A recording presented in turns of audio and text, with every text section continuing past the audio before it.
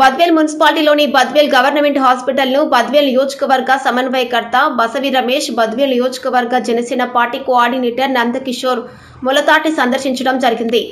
ఈ హాస్పిటల్లో సూపరింటెండెంట్ రామ్ ప్రసాద్ గారు తెలియజేయడం ఏమనగా, గత ఇంచుమించు 2 సంవత్సరాల నుంచి general medicine, general surgeon, paediatric, gynaecologist సంబంధించి హాస్పిటల్లో పరికరాలు ఉన్నాయి, కానీ డాక్టర్లు అందుబాటులో లేక బద్వేల్లో ఉన్న ప్రజలందరూ చాలా ఇబ్బందులు పడుతున్నారు.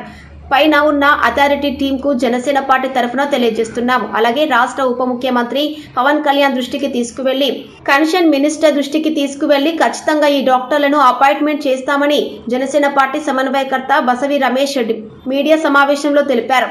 కార్యక్రమంలో పాల్గొన్న వాళ్ళు కాశీనాయన మండల అధ్యక్షుడు ఖలీల్ బాషా, బద్వేల్ మండల నాయకులు సురేంద్ర రాయల్, వెంకటేశ్వర్లు, నరసింహ యాదవ్, తరుణ్, గోపురం మండలం నాయకులు శ్రీకాంత్ రెడ్డి మరియు జన సైనికులు పాల్గొన్నారు.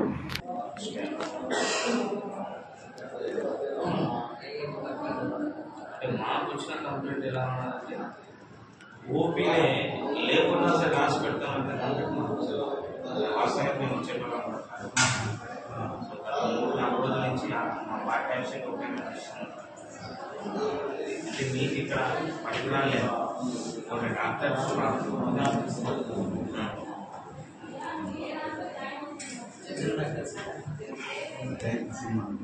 useful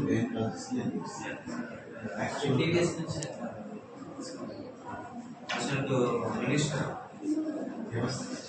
రిక్రూట్మెంట్ అంటే మన అంటే మేము ఇప్పుడు ఆ డాక్టర్ ఇక్కడ కనిపించాలంటే మేము ఎవరు కన్సల్ట్ కావాలి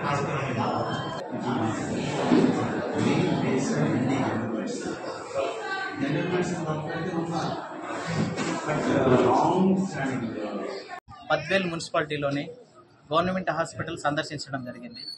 ఇక్కడ అన్ని బ్లాక్లు రాంప్రసాద్ సార్ గారు దగ్గరుండి ఇక్కడుండే మెషినరీ కానీ మెటీరియల్స్ అన్ని దగ్గరుండి చూపించడం జరిగింది.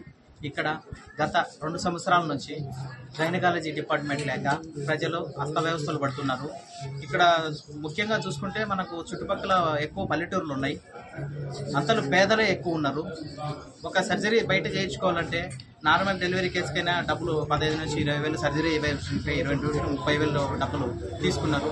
ఇక్కడ ఇన్ని పరికరాలు, ఇంత ఫెసిలిటీస్ అన్ని పెట్టుకొని కూడా డాక్టర్ లేని కారణంగా ప్రజాధనం దుర్వినియోగం అవుతుంది. కాబట్టి ఇక్కడ వచ్చేసి 4 ఇప్పుడు రిక్వైర్మెంట్స్ ఉన్నాయని చెప్పేసి సార్ చెప్పారు. పీడియాట్రిషియన్ ఒకటి, gynaecology department, general surgeon, general medicine ఇవి వస్తే మనకు ఫుల్ ఫ్లెడ్జ్గా ప్రజలకు సేవ చేయడానికి మేము సిద్ధంగా ఉన్నామని సార్ గారు ముఖ్యంగా తెలియజేశారు. సారు ఇప్పుడు ఈ డిపార్ట్మెంట్కి సంబంధించి కన్సల్ట్ డాక్టర్లు మాకు కావాలని చెప్పేసి హై అథారిటీకి 3 సార్లు లెటర్లు ఇచ్చి తెలియజేశారు. కానీ వాళ్ళు ప్రయత్నం చేస్తున్నాము అని చెప్తున్నారు, కానీ ఇంతవరకు ఎటువంటి ఏమీ సమాధానం లేదు మామూలుగా. కాబట్టి ఈ విషయాన్ని మేము కన్సల్ట్ మినిస్టర్కి తీసుకుపోయి ఇక్కడున్న సమస్యను క్లియర్ చేసి ప్రజలకు డాక్టర్లు తీసుకొచ్చి అందుబాటులో ఉంచుతామని చెప్పేసి ఈ మీడియా ముఖంగా తెలియజేస్తున్నాం. ఈరోజు బద్వేల్ నగరంలోని ఇక్కడ గవర్నమెంట్ హాస్పిటల్ మనం సందర్శించడం జరిగింది. ఇక్కడ చూస్తుంటే మన పరికరాలు ఉన్నాయి, కానీ డాక్టర్లు అయితే అందుబాటులో లేని పరిస్థితుల్లో ఈ హాస్పిటల్ ఉన్నది. గత 2-3 సంవత్సరాల నుంచి గైనకాలజిస్ట్ కానీ, పీడియాట్రిస్ట్ కానీ, అలానే జనరల్ సర్జన్ కానీ, జనరల్ మెడిసిన్ కానీ ఇక్కడ లేక ప్రజలు ఎంత అస్తవ్యవస్థలు పడుతున్నారంటే, పొరపాటున ఒక డెలివరీ పేషెంట్ డెలివరీ కావడానికి వస్తే ఇక్కడ కన్సర్న్ డాక్టర్ లేక ఎన్ని ఇబ్బందులు జరుగుతున్నాయంటే అది మామూలు ఇబ్బంది కాదు. అదే మనకు ఈరోజు డాక్టర్ గారు కూడా మనకు తెలియజేశారు, రామ్ ప్రసాద్ గారు కూడా మనకు పూర్తి విషయాలు తెలియజేశారు. చాలా బాధగా ఉంది. ఎందుకంటే గత 5 సంవత్సరాలు వైఎస్ఆర్సీపీ ప్రభుత్వం ఏం చేసిందో మనకు అర్థం కావట్లేదు. డాక్టర్లు బయట ప్రాక్టీస్ సెక్షన్ పెట్టుకున్నారు, కానీ ఇక్కడ రిజైన్ చేసినారా అంటున్నారు, కానీ రిజైన్ చేయట్లేదు. పరిస్థితి ఎలా ఉన్నదంటే వీళ్ళు పై అథారిటీ ఆఫీసులకు కంప్లైంట్ చేసినా ఆవు అని లెక్కలో ఉన్నారు తప్ప ఏం చేసింది లేదు. సో దీని వెనక ఈ డాక్టర్ల కుట్రనే ఉన్నట్టుందని నాకు అనిపిస్తుంది. దీన్ని ఖచ్చితంగా ఎటువంటి పరిస్థితులైనా ఈ ప్రాబ్లం మీకు ఎటువంటి పరిస్థితుల్లో 15 నుంచి నెల రోజుల్లోపు జనసేన పార్టీ తీసుకొని మీరు కోరినట్టు ఇక్కడ మేము ఖచ్చితంగా కమిట్మెంట్ ఇస్తున్నాం. మీ ఉప ముఖ్యమంత్రి శ్రీ పవన్ కళ్యాణ్ సార్ దృష్టికి తీసుకెళ్లి కన్సల్ట్ మినిస్టర్ ద్వారా ఈ పని చేపిస్తామని చెప్పి కూడా మీకు తెలియజేస్తున్నాం సార్. నాకు ఆ మిషన్ చూసిన తర్వాత ఎంతో మంది పేదలు వస్తున్నారు చూస్తున్నారు, కానీ అక్కడ పడేసిన మిషన్ కాకపోతే ఒక డాక్టర్ వల్ల వాళ్ళు ఏం చేశారు, పేరుకి ఇక్కడికి వచ్చారు, బయట మొత్తం హాస్పిటల్ పెట్టుకుని ఇది చేస్తున్నారు. పైన అథారిటీ ఏం చేస్తుంది అనేది నాకు అర్థం కాని పరిస్థితి ఈ రోజుకి కూడా.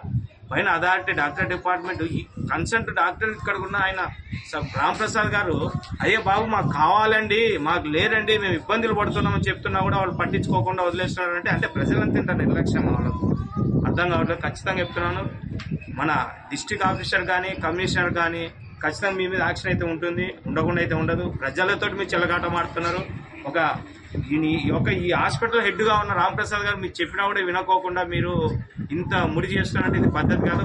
రేపు మాకు ఎటువంటి పరిస్థితుల్లో కూడా ఇమ్మీడియట్లీ మీరు డాక్టర్ని పెట్టినారా ఓకే, లేదు పై స్థాయికి పోయిన తర్వాత మీరు ఎంతవరకు చూసుకుంటారంటే మీరు చేయండి, మాకు ఇబ్బంది లేదు. తస్మా జాగ్రత్తగా తెలియజేస్తున్నాం. హాస్పిటల్ అయితే బాగుండదు, కానీ డాక్టర్ లేకనే ఈ ఇబ్బందులు వస్తున్నాయి. అన్ని ఫెసిలిటీస్ ఉన్నాయి ఇక్కడ, డాక్టర్ ఫెసిలిటీ లేదు.